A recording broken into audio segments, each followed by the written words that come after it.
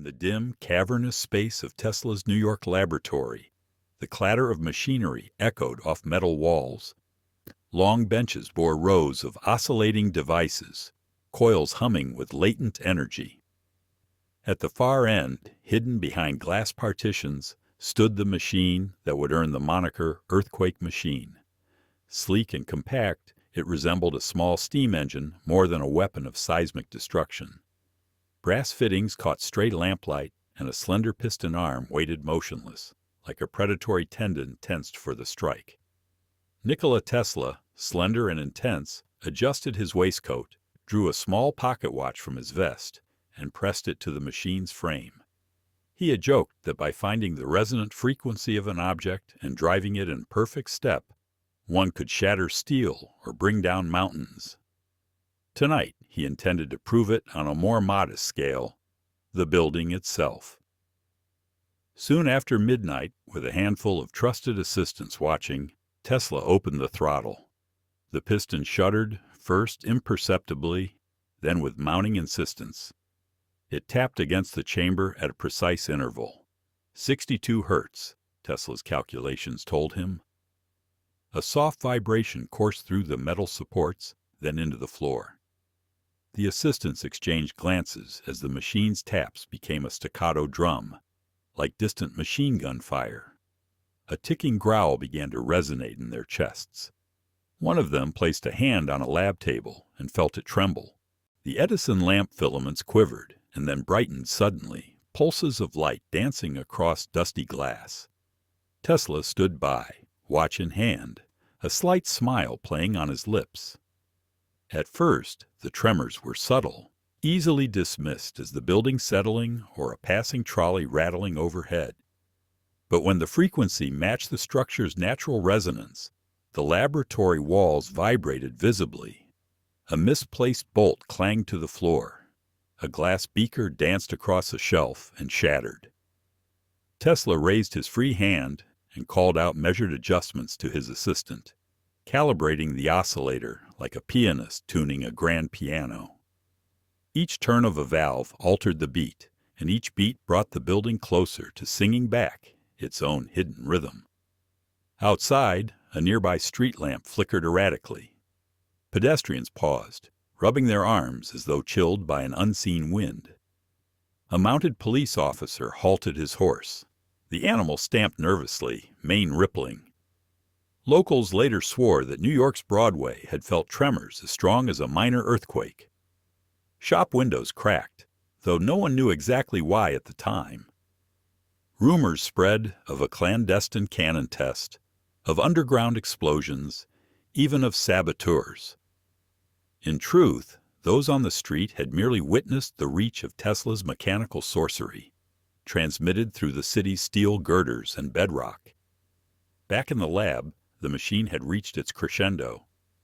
Tesla's assistants gripped table edges as the room shuddered violently. One recounted later that the floorboards lifted in little waves underfoot, as though they floated atop a hidden sea. Tesla, still composed, checked his pocket watch. The experiment had gone on less than a minute, but he judged it sufficient proof of concept. With a subtle gesture, he snapped the throttle shut. The piston ceased instantly, and silence fell, heavy and charged. As dust settled, an assistant counted the broken glass, while another retrieved scattered papers that had fluttered like dead leaves. Tesla tucked away his watch and smiled wryly. He would later claim that if he had continued for another few seconds, the entire block might have collapsed into rubble. News of the incident traveled fast within scientific circles. Some hailed it as the dawn of a new age, where mechanical resonance could rival chemical explosives. Others condemned it as a dangerous toy in the hands of a man whose imagination sometimes outpaced his caution. The press caught wind, seizing the phrase "earthquake machine" in bold headlines. Editorial cartoons depicted Tesla as a mad puppeteer shaking the world with a finger on an oversized tuning fork. Patent offices buzzed with inquiries about resonance-based devices for demolition, mining, even warfare. And amid the excitement, government agents quietly took an interest, noting that a device capable of inducing localized quakes might have unsettling applications. Tesla, however, politely deflected any notion of weaponization. In interviews, he spoke of benefits for industrial use, tunneling through mountains without blasting, breaking up ore deposits safely, or compacting soil for construction projects. He spoke of saving lives and reducing the environmental damage of mining. Yet he also enjoyed the aura of mystery that grew around his experiments. He never published all his calculations for public scrutiny, nor did he invite crowds to view the machine in action. Instead, he allowed anecdotes to proliferate, stories of a man creating tremors from a basement workshop, stories of frightened street vendors and unsteady lampposts. The myth, in his mind, was another form of resonance, striking the right chord in the public imagination. Despite his flair for showmanship, Tesla remained methodical. He refined the oscillator, experimenting with different piston shapes, chamber sizes, and coil windings. He tested on steel girders and wooden beams, recording the precise frequencies that maximized vibrational amplitude. He discovered that every material, every structure, had its own resonance signature, a fingerprint of mass and elasticity. Armed with that data, he theorized, one could selectively vibrate a bridge apart while leaving neighboring buildings intact. Yet practical challenges abounded. Energy requirements scaled steeply for larger targets, and precise coupling of the oscillator to complex structures proved difficult in the unpredictable real world. By 1908, Tesla's focus had shifted to wireless transmission of power, and the earthquake machine receded into the background.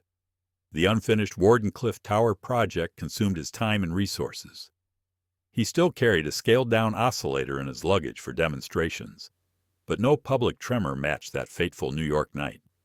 Rumors persisted that he had once triggered a tremor at his Colorado lab, causing a minor landslide, but no documentation confirmed the tale. Some believe he destroyed his own oscillator in frustration over patent disputes, while others claim he dismantled it to hide its secrets from prying government eyes. In the years that followed, seismic science advanced through studies of tectonic forces rather than mechanical tinkering. Engineers embraced controlled blasting with chemical explosives and hydraulic fracturing. The world's earthquakes remained the domain of geology, not inventors.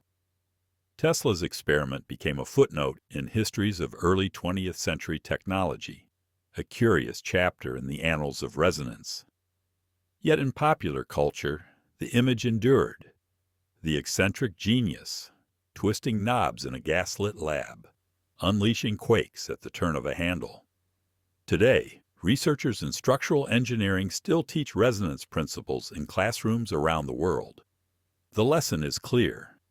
Any bridge, building, or machine must be designed to avoid natural frequencies that align with environmental vibrations. From wind gusts to traffic patterns, the Tacoma Narrows Bridge collapse of 1940, for example, stands as a stark reminder of what happens when resonance goes unchecked. Tesla's earthquake oscillator was a primitive forerunner of this understanding, a vivid demonstration of nature's hidden symphonies and the power of tuning forks made of steel and steam.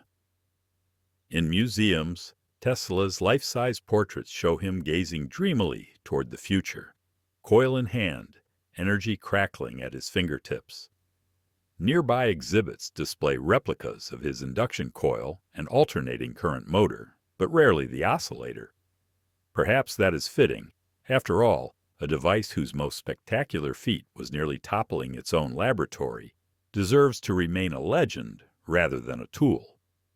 Yet for those who delve into his notebooks, the sketches and ciphered notes hint at experiments that went far beyond the ordinary. In those pages, one can almost hear the rhythmic hammering of his piston, the laboratory walls trembling under an invisible hand.